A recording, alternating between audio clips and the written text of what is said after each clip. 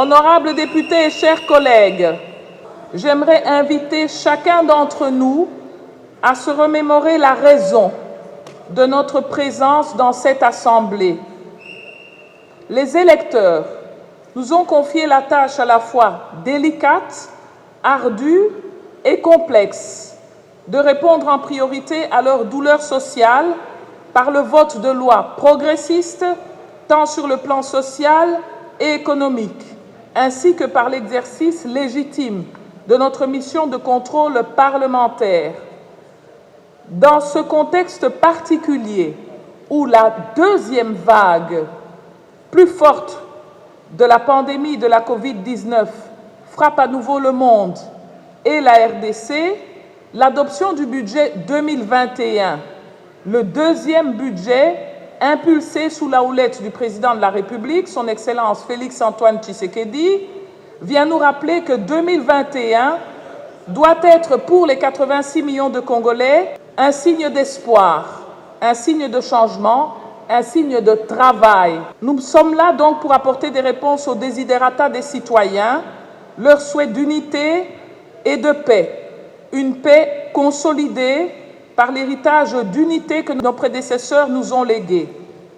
Nous devons également être sensibles à leurs vœux pour une éducation meilleure de leurs enfants, leurs soucis pour les jeunes diplômés en proie au chômage ou au sous-emploi, ainsi qu'à leur volonté de nourrir et soigner mieux leurs familles.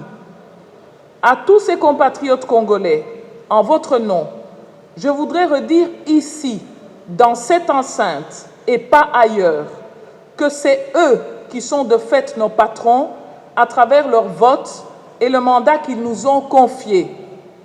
Nous leur sommes redevables par le travail que nous devons produire pour un meilleur confort social. Que ce soit les lois en faveur des personnes avec handicap, que ce soit celles sur les peuples autochtones, ou encore les lois contre la corruption pour une meilleure gouvernance, et aujourd'hui la loi des finances de l'exercice 2021, nous devons œuvrer tous à donner au gouvernement de la République les moyens de mieux travailler en faveur de cette population, avec une attention particulière sur l'intérieur du pays, qui représente de fait 80% de la population, intérieur du pays, souvent oublié ou négligé au profit de certaines distractions dans notre capitale à Kinshasa. Voilà, honorables députés et chers collègues, ce qui va guider notre réflexion tout au long de l'examen de ce projet de loi des finances. Dans le même ordre d'idées, votre bureau vous fait part de deux faits d'actualité qui viennent de se produire dans notre pays suite aux dernières pluies diluviennes de ces derniers jours. Le premier a trait au glissement de terrain à Mbanza-Ngungu, dans le Congo central, ayant causé mort d'hommes.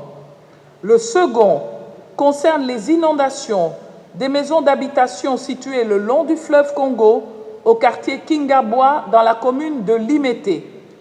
Les habitants de ce quartier sont présentement sans abri et passent la nuit à la Belle Étoile. Au nom de l'Assemblée nationale, et particulièrement de leurs députés qui nous ont alertés, votre bureau exprime sa compassion aux victimes de ces catastrophes et demande au gouvernement d'apporter assistance aux sinistrés. Juste après la séance plénière qui est présidée la présidente de l'Assemblée nationale, Jeannie Mabunda Lioko, quelques députés qui ont participé à la validation de ces projets des finances exercice 2021 déposés par le Premier ministre Ilunga Ilukamba pour la fois dernière, suivez dans ces reportages signés Top 243 News. Qu'est-ce qu'on produit? Mais voilà les productions qu'on a au Sud Kivu, au Nord Kivu. D'ailleurs, j'ai demandé, on peut faire des mesures exceptionnelles, qu'on délocalise les ministères de l'Agriculture, soit installés à l'Est, soit à Goma, soit à Bukavu, soit à Kisangani, soit à Kalemi. Et comme ça, il va être sur terrain. Parce que les crédits agricoles se donnent sur terrain, mais pas dans les bureaux. Donc, les secteurs porteurs de croissance, c'est à la base, c'est dans les milieux ruraux. Ouvrez les routes des desserts agricoles, donner des crédits aux femmes, aux associations des femmes et des jeunes entrepreneurs. On va produire, on va vendre demain ici. Les choux-fleurs, j'ai vu les choux-fleurs dans les supermarchés, c'est 8 000 francs ici, 10 000. Chez nous, à Mugogo, à Moudaka Kavumo, c'est 200 francs. Moi-même, j'en produis, on en jette parce qu'il n'y a pas moyen de transport. Si on avait les routes, si on avait des aéroports, c'est pourquoi je plaide aussi pour l'aéroport de Kavumo. En tant qu'administrateur à l'RVA, je dis la priorité, il faut penser pour l'aéroport de Kavumo. Ce n'est pas inscrit dans les budgets parce qu'il n'y a pas de budget. Un budget de 6 milliards, un aéroport de Sono, c'est 500 millions, 300 millions, mais nous avons un budget de 6 milliards. Il faut encore le réaliser. Mais les secteurs porteurs de croissance, c'est à la base, c'est l'agriculture, c'est l'élevage, c'est la pisciculture. Nous devons produire nos poissons et d'importer les poissons de la Chine. Nous ne pouvons pas importer du riz, des farines de maïs, des poissons, des légumes, des carottes. Non, nous en avons. Au Kivu, nous-mêmes, nous pouvons nourrir la RDC. Les grands Kivu peuvent nourrir la RDC. Et ici, à Kinshasa, vous pouvez le matin manger l'ananas qui vient d'Idjoui. Vous pouvez manger les choux qui est produit à Kavumu. Vous pouvez manger les carottes qui sont produites à Walungu. Si nous avons un aéroport, si nous avons les routes, s'il y a le chemin de fer, nous avons un pays multimodal où nous avons toutes ces opportunités. Mais il faut commencer quelque part. Ça, c'est le grand souhait. Et le COFIN a bien parlé de tous ces secteurs-là. C'est pourquoi je les ai encouragés. Merci beaucoup.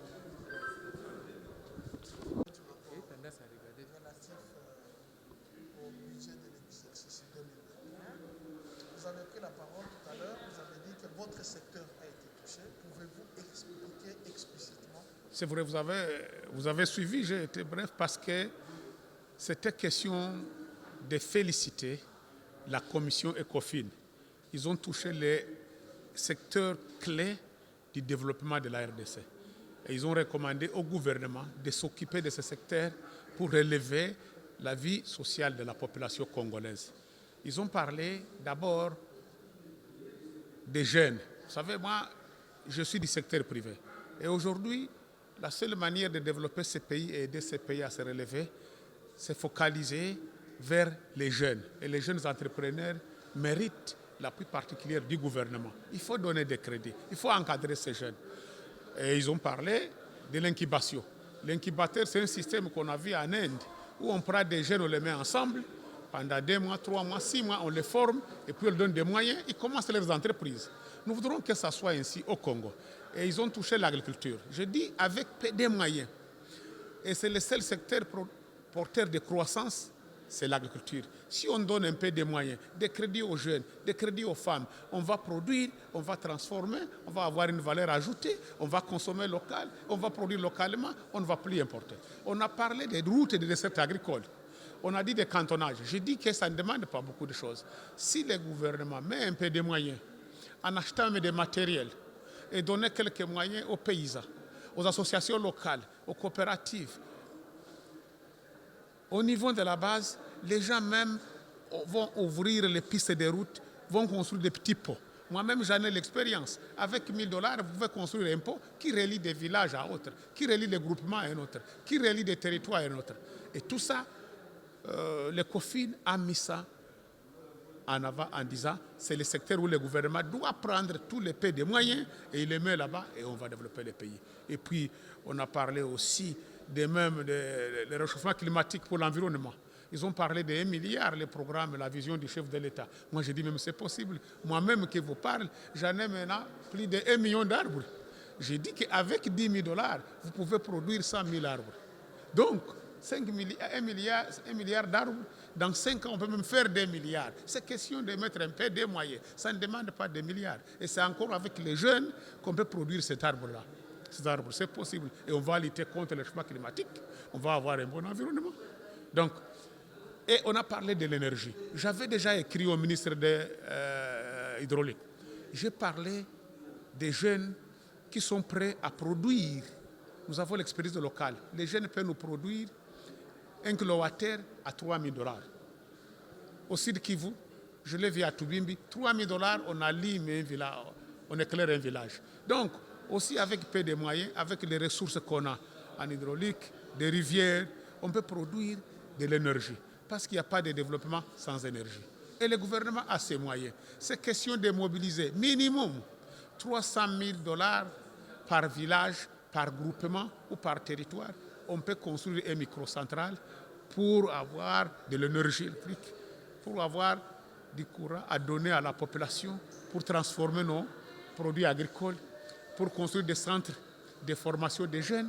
Donc vous voyez, l'État a des moyens, mais c'est question de volonté politique et accepter à s'y mettre et éviter, comme on a dit aussi, les dépenses inutiles. On ne doit pas bousiller tous les des moyens en achetant des meubles, des équipements, des véhicules ou des matériels. Il y a moyen de prendre ces budgets, une partie de ces budgets, à part la priorité des priorités qui est la rémunération police, militaire et les fonctionnaires. Les autres paient des moyens, on peut les disponibiliser pour financer les secteurs porteurs de croissance. Et c'est ce que moi j'ai applaudi et ce que moi j'encourage au niveau de l'ECOFIN. Et j'espère que le gouvernement, et d'ailleurs pour aussi terminer, j'encourage aussi l'initiative d'arriver un jour à créer ce qu'on dit l'autorité nationale des revenus. Dans les autres pays, il existe l'autorité revenu. Quand vous allez au Rwanda, vous avez Rwanda Authority Revenue, en Ouganda, au Kenya, en Tanzanie, en Zambie, en Afrique du Sud.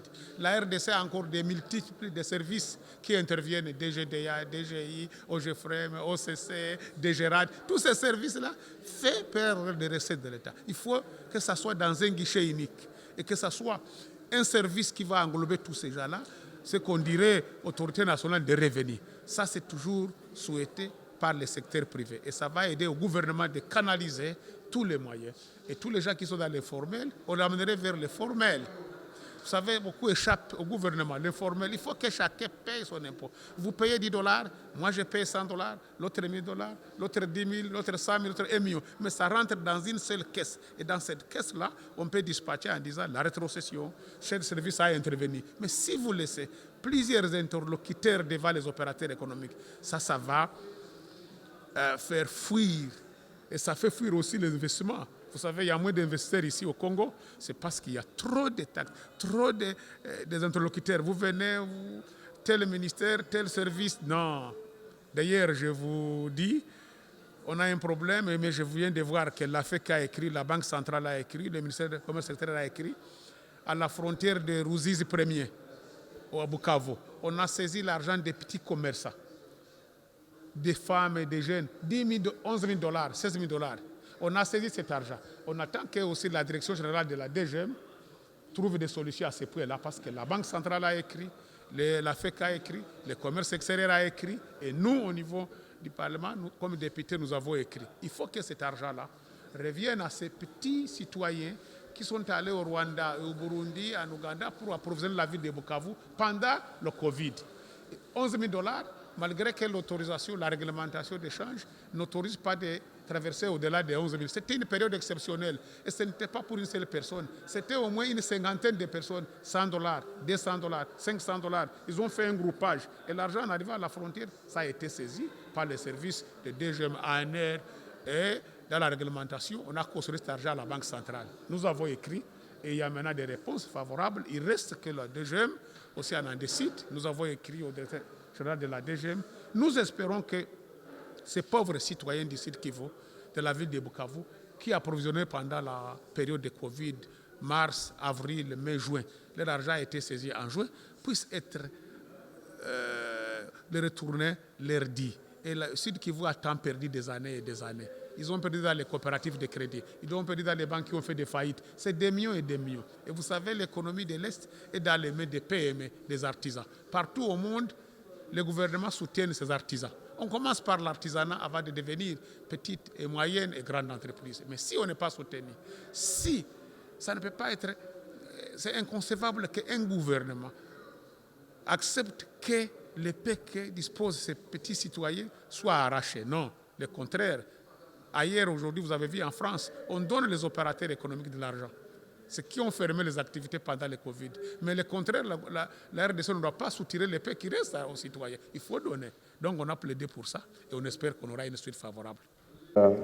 J'aimerais y revenir juste pour une petite précision. Madame, nous sommes en train de voter la loi budgétaire, le projet de loi budgétaire qui provient du gouvernement. Maintenant, nous aimerions savoir, madame, à quand l'application de cette loi budgétaire, puisque la loi budgétaire de l'exercice 2020, il y a l'intervention du bureau, l'intervention de C26, l'intervention de nos amis de l'ECOFIN pour que le gouvernement accepte de l'appliquer au mois d'avril. Et pour votre gouvernement, madame, en échange, puisque je faisais partie de la délégation des C26, au niveau du gouvernement, le ministre du budget voulait nous faire voir que c'est devenu une habitude maintenant d'appliquer la loi budgétaire au mois d'avril. Voilà un peu la réflexion qui s'est faite de l'autre côté des gens qui sont notre émanation. Madame, ça c'est une des précisions. Je reviens sur une autre préoccupation.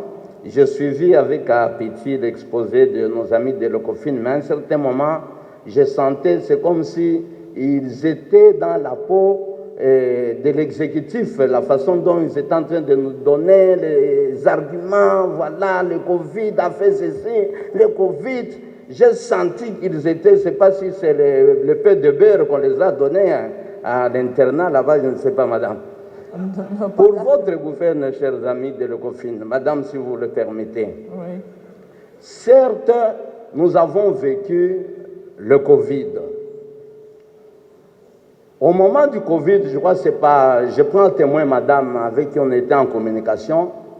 Les travailleurs, je prends le secteur minier. Les travailleurs qui travaillaient, ceux qui œuvraient dans le secteur minier, la plupart des agents étaient confinés. Les travailleurs étaient bloqués dans les entreprises. Pour votre gouvernement, chers membres de l'ECOFIN, je vous informe que dans certaines entreprises où normalement on produisait 500 tonnes de cuivre journalièrement, du fait d'interner les travailleurs, la production avait augmenté et elle est partie de 500 tonnes à 800 tonnes. La production journalière. Certes, vous avez parlé de l'exportation, on produisait mais sans toutefois exporter.